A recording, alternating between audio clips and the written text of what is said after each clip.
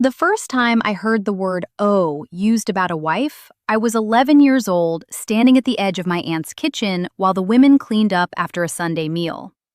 One of the older women said it quietly, the way you say something that doesn't need explaining because everyone in the room already knows it is true. She said, "A wife owes her husband. That is the whole of the covenant." Nobody looked up. Nobody disagreed. The dishes kept moving from the table to the basin, and I stood there with a dishcloth in my hand, thinking that I had just learned something important, something that had always been true before I arrived to hear it. I was 23 years old before I understood what that word "owe" actually meant in practice. And by then, I had already signed my name to it without knowing the terms. My name is Martha, and this is Hannah the Amish Girl, the channel where the stories that were never supposed to leave the kitchen finally get spoken out loud. I grew up Old Order Amish in a small district in eastern Pennsylvania. I was baptized at 17, married at 19, and I left at 26 with 3 children and a silence inside me so deep, I didn't find the bottom of it for years. If these are the kinds of truths you've been looking for, the ones nobody says plainly, please subscribe and hit the like button. It costs you nothing, and it keeps these stories alive. And before we go any further, tell me something in the comments. Did anyone ever tell you what you owed before you were old enough to decide whether you agreed? Because nobody warned me. That is the thing I keep coming back to all these years later. Nobody warned me about what a wife owes forever inside an Amish marriage. Not because they were hiding it exactly, but because they didn't think there was anything to warn about. A debt that everyone carries stops feeling like a debt. It just feels like the air. I need you to understand the theology before you can understand the marriage. Because in my community, those two things were not separate. They were the same thing wearing different clothes. The scripture our bishop used most often came from Ephesians. "Wives, submit to your own husbands as to the Lord." He read it the way you read a weather report, like it was simply describing conditions, not making an argument. This is how it is, this is how it has always been. The sun rises, the corn grows, and a wife submits. There was a companion verse about husbands loving their wives as Christ loved the church, and that verse was also read aloud, but somehow it always landed more softly. A wife's obligation had edges and weight. A husband's obligation seemed to dissolve into something general, something about leadership and provision, something you couldn't quite put your finger on when you tried to hold it. By the time I was old enough to listen carefully to sermons, I had absorbed this without thinking about it. Wives owe, husbands lead. That is the shape of things. The idea that a wife might owe something specific, something that her body was the currency of, was never spoken directly from the pulpit, but it was spoken everywhere else. In the advice older women gave younger women before weddings, in the way certain silences were handled in certain houses, in the things that were said about women who were difficult, and the things that were said about women who were good. A good wife was never described as happy. She was described as steady, faithful, giving. The word giving came up so often, it started to feel like a synonym for wife. A giving wife. As if the act of marriage was the act of becoming someone who gives without being asked, and without being thanked, and without the question of whether there is anything left to give. I was a giving wife. I worked very hard at it. I married Daniel in the fall of my 19th year. He was 24, the oldest son of a farming family 2 districts over, broad-shouldered and quiet in the particular way that Amish men are quiet. Not shy, not soft, just economical with words, in a way that had always been mistaken for depth. The wedding was a Thursday in October. 280 people in my father's barn. Ham and noodles and pickled beets and 6 kinds of pie. I remember being so tired by the evening that I could feel my own pulse in my temples and thinking, this is the happiest day of my life. I should stay awake to feel it. What I felt was mostly my feet. The first year of marriage taught me things I had not been taught before. Not about love exactly, about system. There was a system to how a household ran, and I was the engine of it. I woke before Daniel. I banked the fire. I made breakfast. I managed the children as they came, one and then another, the way crops come, in their season, whether or not you are ready. By the time I was 22, I had 2 children under 3 and a third on the way, and a body that had stopped feeling like mine some months before, and had started feeling like a piece of shared equipment that I happened to live inside of. This is where I need to slow down and tell you something specific, because I think this is the part that people outside my community find hardest to understand. The debt I am talking about was not spoken as a debt. It was spoken as love. It was spoken as marriage. It was woven into the fabric of what a good wife was, so completely that to question it was not to question a rule, but to question yourself. To say, "I do not have anything left to give tonight," was not a statement about your exhaustion. It was a statement about your character. It was evidence of something cold in you, something withheld, something that a truly loving and faithful wife would not have inside her. I know this because the first time I expressed it, not even out loud, just in the way I turned over and faced the wall, Daniel said nothing. But in the morning, he was already at the barn before I came downstairs. And he came in for breakfast, and he ate with the children, but he did not look at me. Not that day. Not the next. Not the day after that. This is the part no one warned me about. The mechanism. In the outside world, when 2 people disagree, they argue. Maybe they fight. Maybe they say things they regret and then they apologize and then something moves. In my community, an Amish husband does not argue with his wife.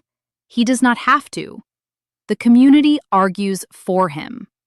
And it does it so quietly, so gently, so wrapped in the language of love and care and concern that you almost don't realize what is happening until it has already happened. By the 3rd day of Daniel's silence, my mother-in-law came to help me with the washing. She did not mention Daniel. She mentioned a woman in a neighboring district whose marriage had become a source of concern to the elders. She mentioned how hard that woman's children were having it. She mentioned it while wringing out a sheet, looking at her hands, the way Amish women deliver warnings, at an angle, without quite looking at you. By the 5th day, my own mother came. She sat at my kitchen table and she looked at me carefully and she said, "Is Daniel well?" And I said, "Yes." And she said, "Are you well?" And I said, "Yes." And she said, "Good. Because a wife who empties herself for her family is the one the Lord sees. A wife who holds back is the one the community notices." She picked up her basket. She left. I stood in the kitchen and I felt the message arrive in my body the way cold arrives. Not all at once, but in layers, starting at the outside and moving in. Within a week, I had done the math. I understood what the cost was. Not because anyone had threatened me, because everyone had informed me. Gently, lovingly, in the language of care. That is what no one warned me about. That is the thing that took me years and a therapist and a word I had never heard before to name. The word is coercive control. Not violence, not cruelty, nothing you could point to and say, "Look, that is the thing." Just the slow withdrawal of warmth until the only door left open is the door you were supposed to walk through anyway. I want to tell you that I recognized it immediately and refused to walk through it. That is not what happened. What happened is that I walked through it. I walked through it for 4 more years. I walked through it because I had 3 children and no money and no education that the outside world would recognize, and a community that would close around my husband like water closing around a stone if I became a problem. I walked through it because the warmth that came back when I stopped refusing felt like love. And I needed love so badly by then that I could not afford to examine what it was made of. I walked through it because every woman I trusted told me that this was what being a good wife meant. And I had been trying to be a good wife since I was 11 years old, standing in my aunt's kitchen with a dishcloth in my hand. There was a woman in our district named Ruth. She was older, 60s maybe, with a face that had been weathered into something almost beautiful by decades of outdoor work. She did not speak to me often, but one afternoon in my 3rd year of marriage, she sat beside me at a quilting, and she said, without any preamble at all, "Do you know why they never have to say it out loud?" I looked at her. She didn't look back. She kept her needle moving. She said, "Because we already know it. We learned it before we could read. We learned it the same way we learned to bake and to plant and to put up preserves. By watching. By being told what good women do. By understanding, without being told directly, what happens to women who aren't good." She paused. The needle kept moving. She said, "A system that never has to say its rules out loud is the most powerful kind. Because you can't argue with a rule that doesn't exist." Then she finished her row and she got up and she went to get coffee and she never mentioned it again. I have thought about Ruth almost every day since I left. I left when my youngest was 2.5. I will not tell the full story of the leaving today because it belongs to a longer conversation. But I will tell you that when it came, the shunning was exactly what I had been warned it would be. My mother's letters came back unopened. My sisters were busy whenever I reached out. My father, the one time I passed him in town in those early months, looked at a point 6 inches above my head and kept walking. The community that had held me my entire life became a wall with no door in it. And I stood on the outside of it with my 3 children and a suitcase and the strange, vertiginous feeling of someone who has just stepped off a boat onto ground that won't stop moving. What I found on the other side took time. A therapist, a women's shelter that helped me understand my paperwork, a job at a laundry that paid less than it should have and was still the first money I had ever earned that was only mine. And words. So many words I had never had before. Words for the things that had happened to me inside that marriage. Words that landed like stones in still water, sending out rings I am still watching spread. Coercive control, marital coercion, consent under duress, reproductive coercion, which is what it is called when a woman has no real ability to say no to pregnancy because she has no real ability to say no at all. My therapist gave me these words slowly, the way you give food to someone who has been without it for a long time. Not too much at once, because the body needs time to remember how to receive. In my community, none of these words existed. What happened inside a marriage was between a husband and a wife and God. And God, as far as anyone could tell, agreed with the husband. I want to be careful here because I have been careful about this since I started speaking publicly. And I am not going to stop being careful now. Daniel was not a monster. He was a man who had been handed a script for what a husband was, and he followed it the way he had been taught, the way his father had followed it, and his grandfather before that. The bishop who preached submission was not evil. He was repeating what he believed, what everyone around him believed, what had been handed down so many times that it had stopped being a belief and started being furniture, just part of the house, just part of how things are. The women who came to my kitchen with their quiet warnings were not my enemies. They were women who had once been where I was standing and who had made the calculation I was making and who had found a way to call the result of that calculation a good life. Because the only other word for it would have cost them everything they had left. The system is the thing, not the people.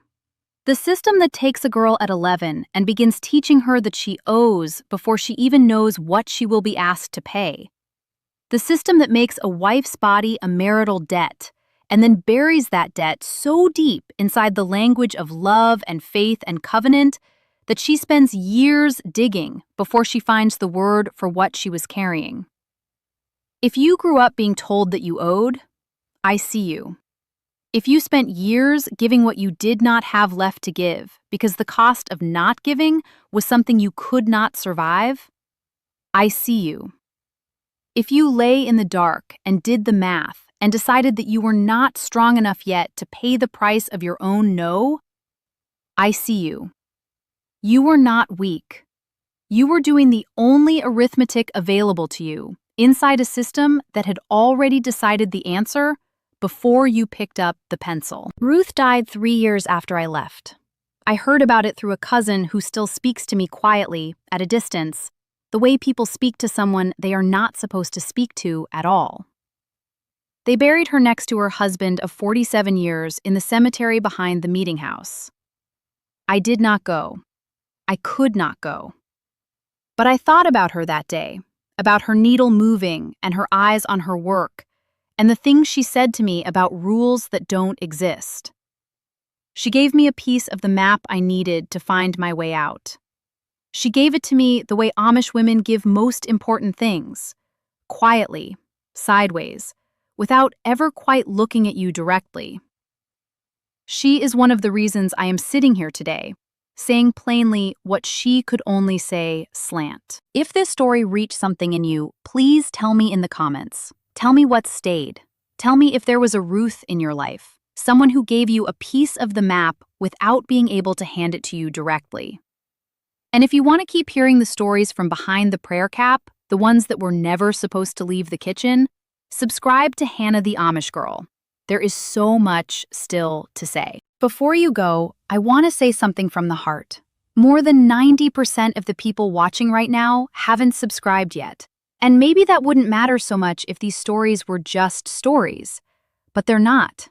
They're the things that happened inside real houses to real women who had no language for what was being done to them.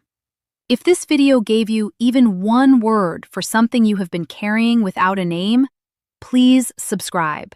It is completely free, and it helps these stories keep reaching the people who need them most. Until next time, remember this. Nobody gets to tell you what you owe. Not a bishop, not a husband, not a whole community standing quietly in your kitchen with coffee in their hands and a message in their eyes. Your body was never a debt. It never was.